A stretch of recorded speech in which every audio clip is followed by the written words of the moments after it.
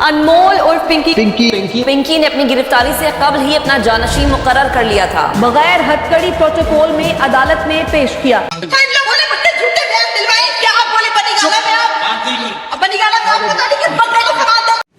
Pakistan cocaine queen Pinky case। Pinky ने अपने gang में मर्दों से ज़्यादा ख़वातीन रखी। जहां हाजी सलीम, इमाम भीम, आयुब आफरीदी जैसे बड़े बड़े नाम मौजूद हैं, वहां पिंकी ने अपनी जगह कैसे बनाई। अब पता नहीं कहाँ से आ जाते मुंह उठा के पिंकी, मैं पिंकी को पकड़ूंगा, मैं पिंकी को पकड़ूंगा, मैं पिंकी को पकड़ूंगा। आखिर ये कौन है क्वीन मैडम पिंकी? और आज पिंकी की एक अरेस्ट ड्रग डीलिंग केस कारोबार में बड़े बड़े नामों को एक्सपोज कर सकती है। धड़ल्ले से काम कर रहे हैं, पूरे कराची में अंधेर डाला। आज की इस वीडियो के अंदर हम पाकिस्तान की सबसे बड़ी मंशियात फरोश पिंकी उर्फ अनमोल इलियास को इन्वेस्टिगेट करने वाले हैं। पाकिस्तान का शहर कराची, 1995।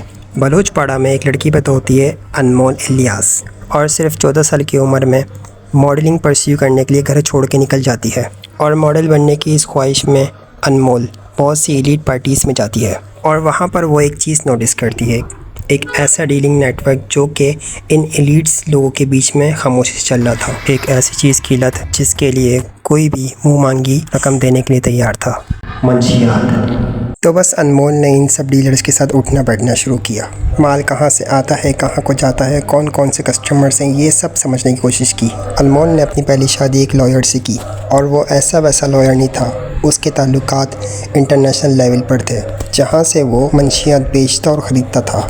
और अनमोल अपने पहले शौहर के साथ मिलकर इस नेटवर्क को बढ़ाती है। इस शादी के बाद वो दूसरी शादी करती एक पुलिस ऑफिसर, और वो कोई आम ऑफिसर नहीं, SP रैंक ऑफिसर होता है, जो कि जिसने अनमोल से पैसे लेकर लाहौर में बंगले खरीदे और अनमोल की हिफाजत की। जिस दिन दिमाग से सोचना शुरू करोगे ना, उस दिन पिंकी की तरह एक ब्रांड बन जाओगे, दुनिया आगे पीछे होगी। और इस टाइम तक पिंकी ने अपना एक ब्रांड बना लिया था, क्वीन मैडम पिंकी डॉन। और पिंकी ने अपना काम अपने 3 भाइयों के साथ मिलकर स्टार्ट किया, जो कि उसके फैसिलिटेटर्स के तौर पर काम करते थे, नासिर, शौकत और एक और तीसरा भाई। नासिर का काम था लड़कियों के थ्रू पंजाब से कराची तक माल भिजवाना। शौकत का असली काम था कराची में, जहां वो अरेस्ट भी हो चुका था, लेकिन फिर नेटवर्क ज्वाइन कर लिया क्योंकि इसके पास थे क्लोज एसोसिएट्स जो कि इसको खबर देते थे। उसके बाद 2 और मेन कैरेक्टर्स, बेबो और हीरा, ये दोनों पिंकी के की ऑपरेटर्स थे। इनका काम था पार्टीज़ के अंदर माल को सप्लाई करना, और इसी तरह इन लोगों का पूरा एक नेटवर्क बना हुआ था, जो कि कुछ ट्रांसपोर्ट, कुछ कस्टमर को डील करते थे, और ऐसे ही ये लोग फिर पिंकी तक पैसे पहुंचाते थे। माल आता है लाहौर से, पिंकी का भाई पंजाब से सप्लायर्स को कोऑर्डिनेट कर रहा है। माल होता है एक छोटे पैकेट में, और जो कि ले जाया जाता है ट्रेन के ज़रिए। लेकिन एक मिनट, इतने ख़तरनाक काम के लिए औरत ही क्यों?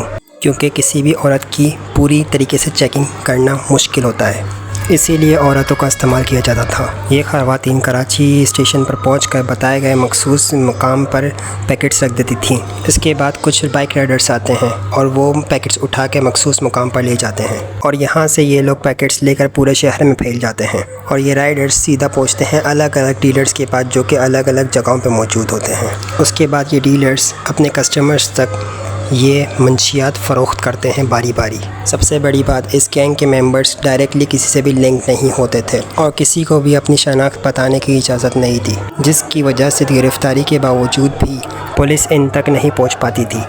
पिंकी के पास थी वाइट कोक 25,000 पर ग्राम प्रीमियम क्वालिटी, गोल्डन कैटेगरी 40,000 पर ग्राम इवन मोर प्रीमियम। लेकिन इस गोल्डन कैटेगरी कोकेन की इतनी ज़्यादा प्राइस क्यों थी? क्योंकि ये केटोमीन और एसोडीन को मिक्स कर रही थी, मंशियात के असर को और भी ज़्यादा इंटेंसिफाई करने के लिए।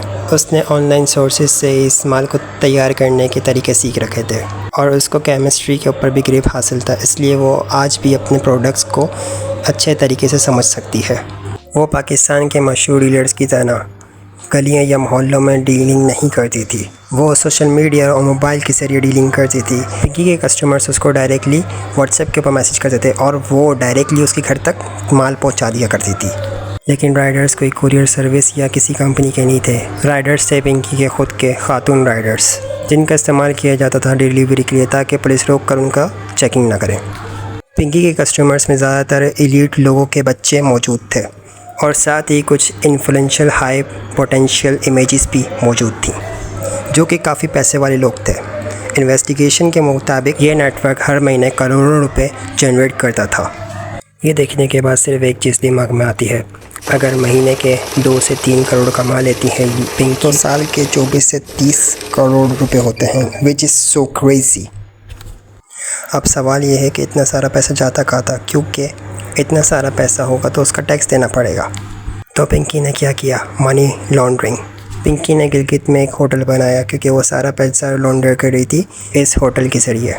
अगर आप लोगों को मनी लॉन्ड्रिंग का नहीं पता तो आसान लफ्ज़ों में अपने काले पैसों को जो कि आपने गलत कामों से कमाया होता है उस पैसे को वाइट करने के लिए, यानी कि उसको लीगल बनाने के लिए किसी न किसी चीज़ के अंदर हम इन्वेस्ट कर देते हैं। किसी होटल में, किसी कंपनी में, कहीं पे भी हम उसको इन्वेस्ट कर देते हैं और इसी तरीके से आपका इलीगल पैसा प्रोटेक्ट हो जाता है और इसी प्रोसेस को हम मनी लॉन्ड्रिंग कहते हैं, यानी कि अपने पैसे को धोना, साफ़ करना। फिर 12 मई 2026 एक जॉइंट ऑपरेशन हुआ पुलिस स्टेशन आज सिविल इंटेलिजेंस एजेंसी का। उन्होंने गार्डन एरिया के अपार्टमेंट में रेड, जहां उनको 1540 ग्राम पेपेड कोकेन मिली और 6970 ग्राम रॉ मटेरियल मिला और ऑस्ट्रेलियन 9mm ग्लॉक पिस्टल मिली और साथ ही दूसरे नारकोटिक्स मिले जिनकी वैल्यू थी 9.5 मिलियन रुपीस और साथ ही मुख्तलिफ केमिकल्स मिले। और जहां मिली अनमोल उर्फ पिंकी, जिसके ऊपर 10 केसेस ऑलरेडी मौजूद थे साउथ पुलिस की तरफ से। ये सालों से एक वांटेड लिस्ट में थी। एक केस एंटी नारकोटिक्स की तरफ से भी था जो कि 2019 में रजिस्टर्ड हुआ था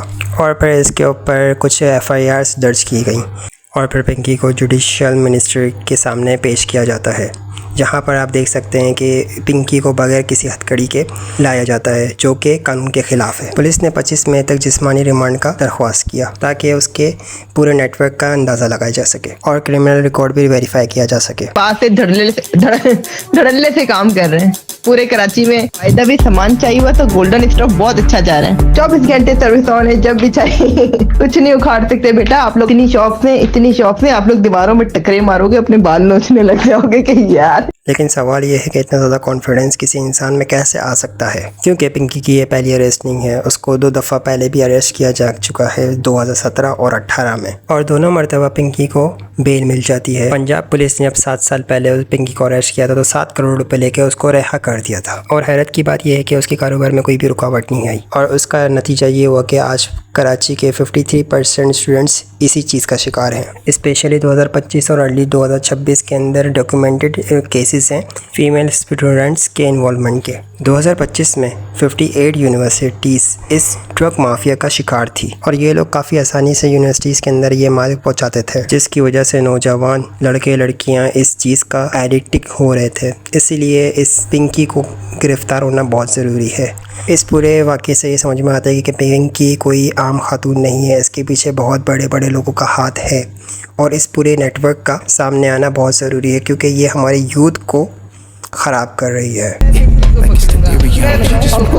ख्यालों में बैठ कर में ना आप लोगों की 5 साल हो जाते हैं। मुझे पता है एक बार दोबारा मर के भी पैदा होकर आ गए और ऐसी तोड़ चाहिए हुआ तो बता देगा, भिजवा दूंगा। इन लोगों ने मुझसे झूठे बयान दिलवाए। क्या आप बोले बनीगाला में आप बनीगाला में आप पता नहीं किस बंदे को सामान देकर आती है। इन्होंने मुझसे झूठे बयान दिलवाए। 1 मिनट स्पेस तो रखो ना यार। मुझे लाहौर से Thanks for watching my video.